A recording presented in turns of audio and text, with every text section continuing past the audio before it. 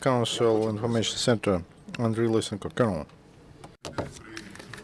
The President of Ukraine, Poroshenko, has had a meeting with the heads of law enforcement and armed forces about the situation in Donbas, during which they have discussed the implementation of the tasks in the anti-terrorist operation and defined the events that have to provide for the fulfillment of Minsk agreements about the day of silence that has to start on the 9th of December.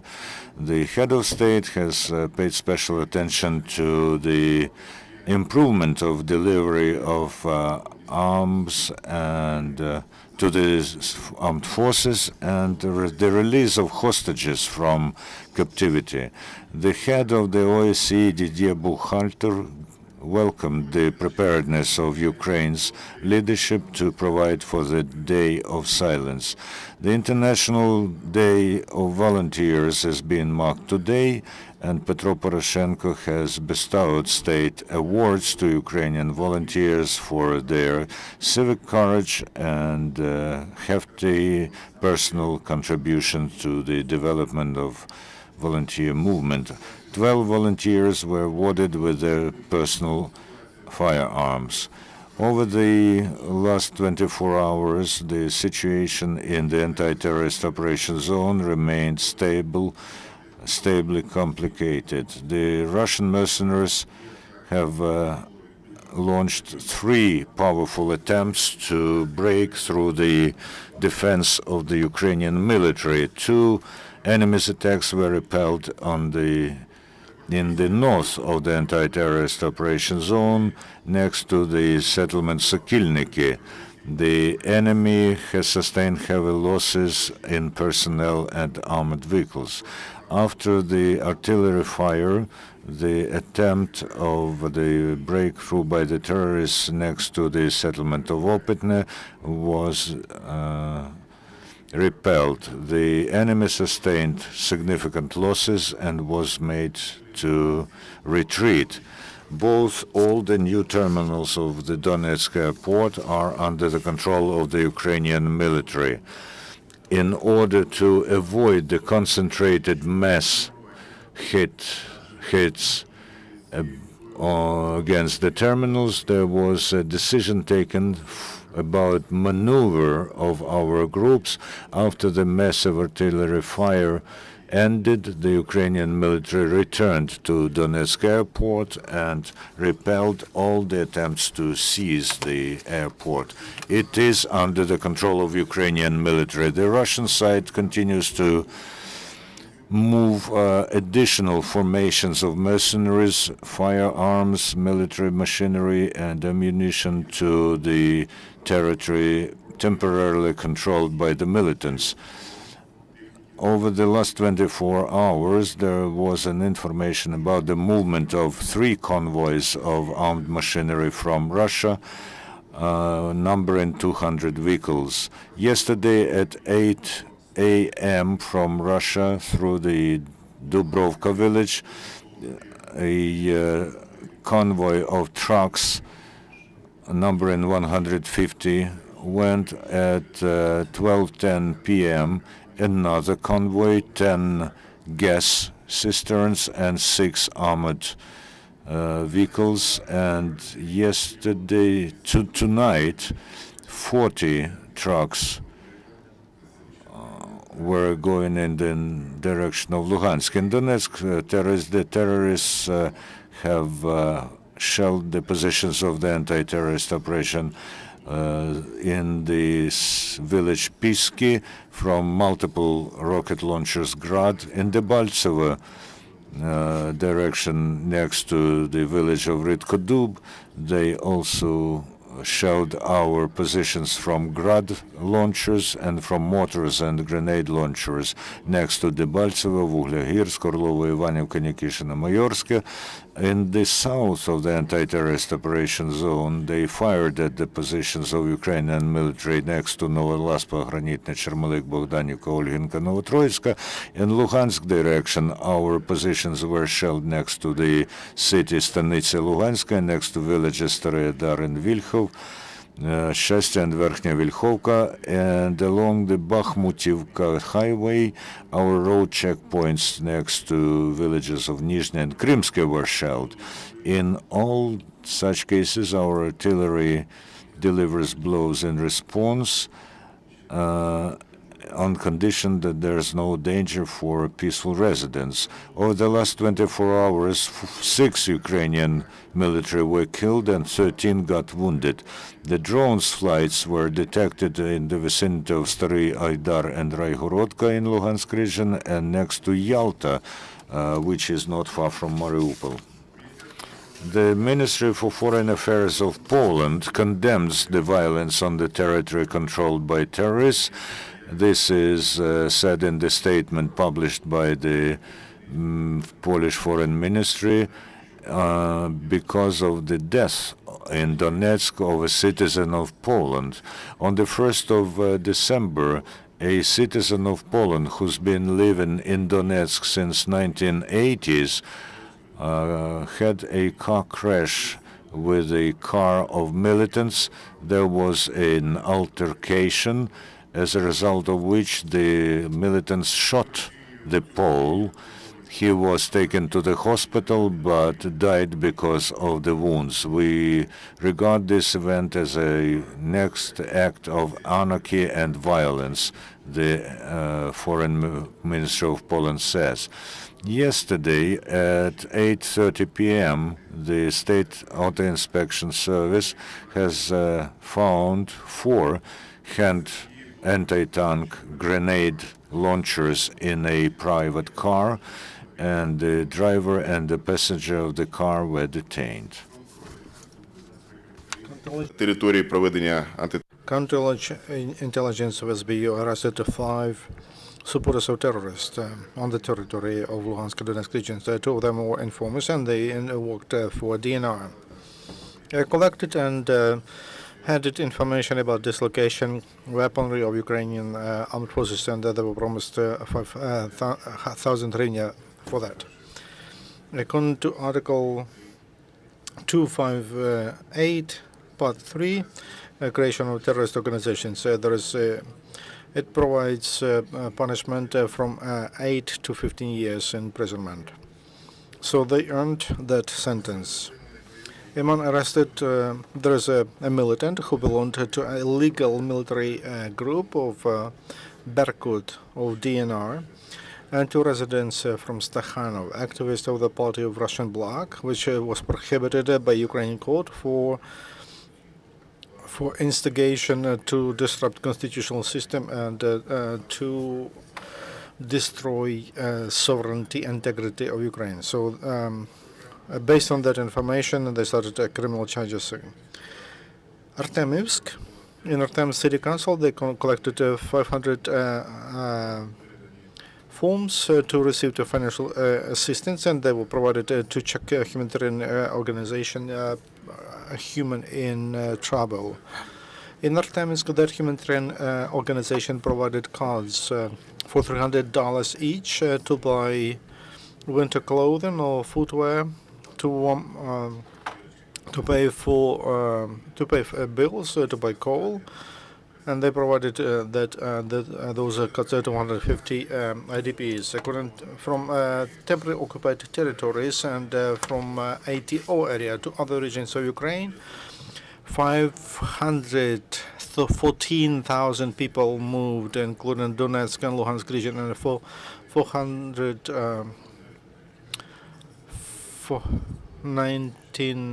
19,000 from Crimea and from Sevastopol, according to the regulation of the Cabinet of Ministers of Ukraine. There should be assistance to 145,000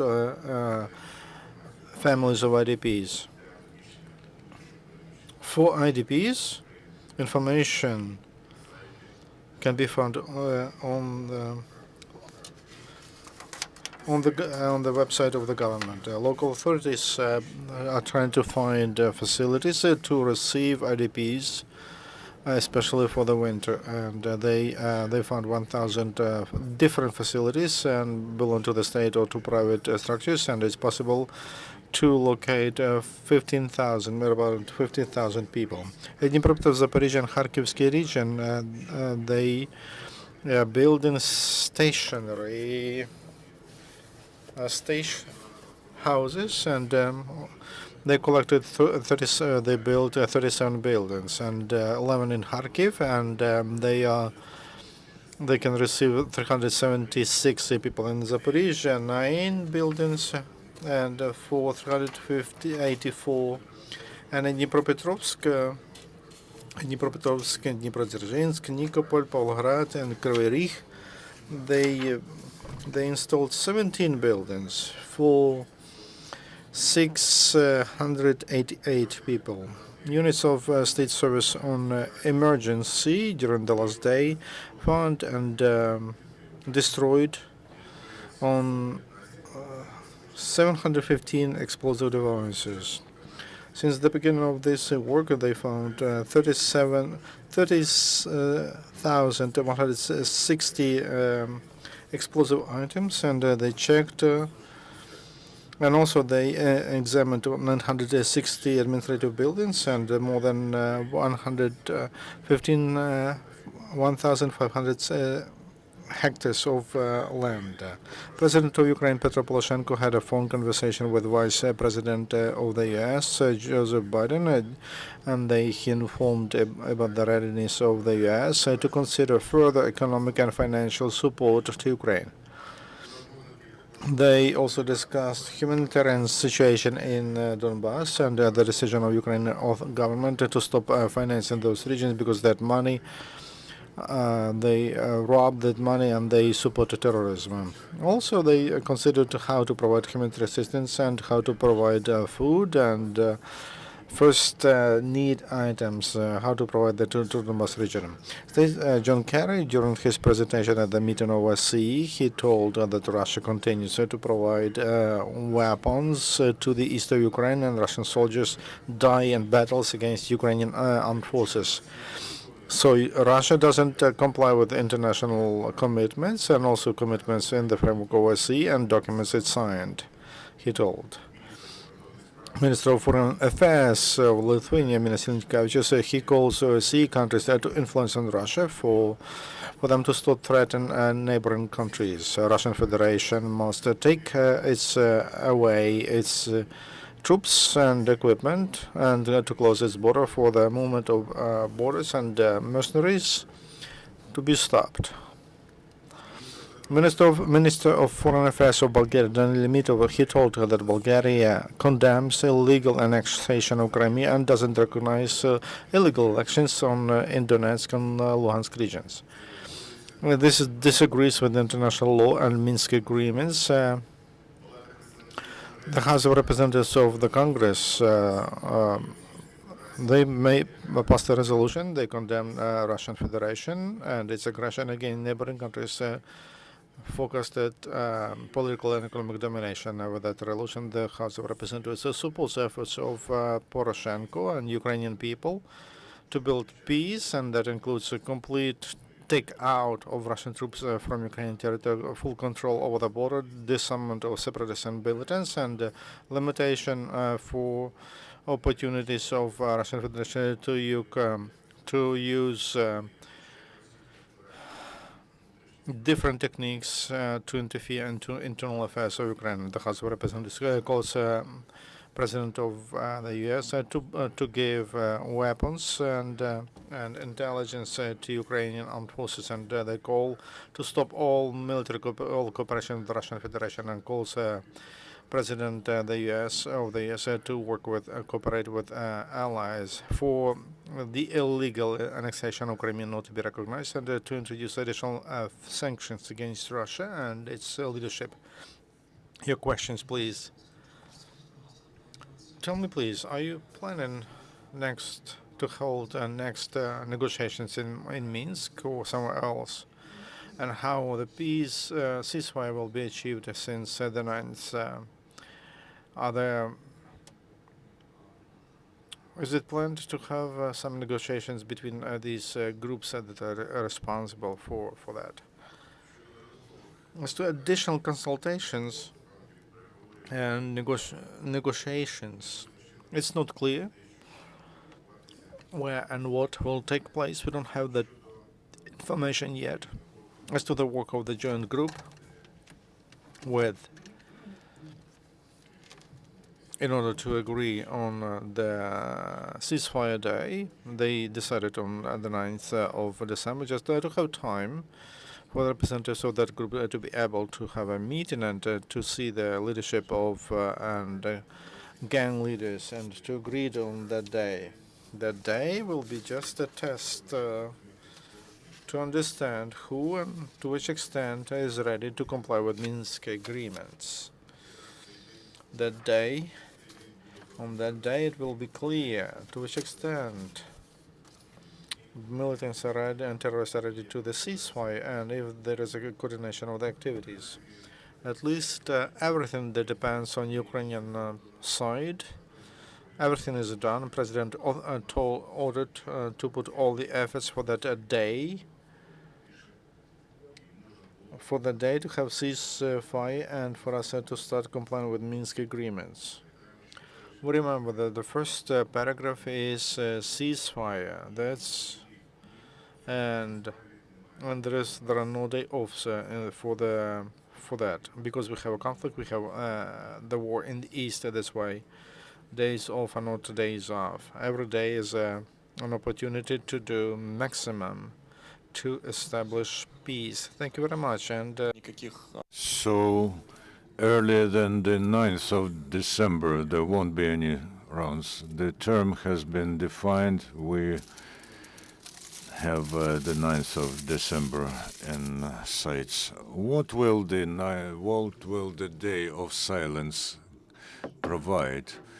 I understood earlier that we need several days of silence to start withdrawing heavy arms. Yes. As soon as there's 24 days of silence and ceasefire, this will be a start to begin fulfilling the other points of Minsk agreements, like the withdrawal of heavy arms with a caliber more than 100 millimeters at the distance of 15 kilometers. This will also open opportunities for release of hostages and their return home, and other points of Minsk agreements, like removal of mine and engineering fields and barriers, the taking control of the state border with the participation of OSCE representatives, and further withdrawal of all the arms and demilitarization. Where have our military died? No details. We have no details. We only have general data. Any other questions? Yeah, there is a question. Will you please comment in more detail about the Donetsk airport? They say that one of the terminals was destroyed altogether. Well, of course, the airport is out of order. There's a lot of destruction there, and the terminals are so much damaged that they cannot perform the functions for which they were created. A lot of destruction, ruination, but those terminals are a sort of a protection barrier for those who hold their defense. As I have already said, our military had to retreat as a maneuver to avoid the heavy artillery shelling, preserve their forces, come back and repel the attacks.